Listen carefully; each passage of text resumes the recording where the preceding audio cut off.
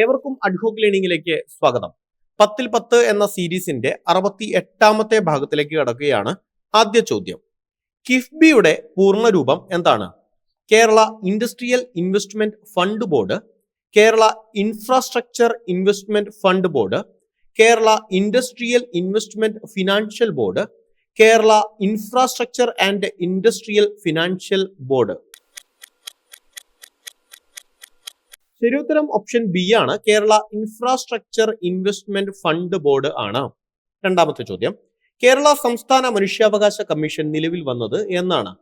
Options 1998 December, 1993 December, 1996 December, 1995 ജനുവരി. ശരിയുത്തരം option A ആണ്. 1998 December മാസം.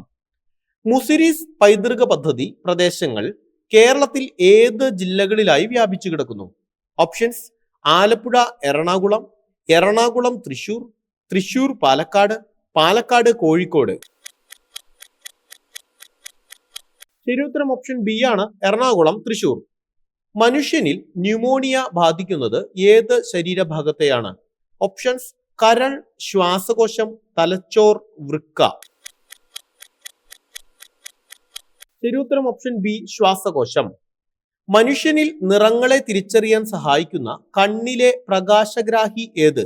ഓപ്ഷൻസ് കോർണിയ, റോഡ് കോശങ്ങൾ, കോൺ കോശങ്ങൾ, ഐറിസ്.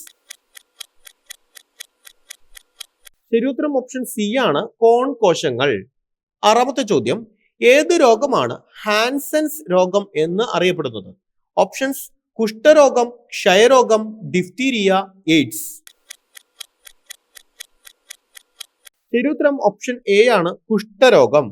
ഏഴാമത്തെ ചോദ്യം, മനുഷ്യ ശരീരത്തിലെ ഏറ്റവും വലിയ ഗ്രന്ഥി ഏത്?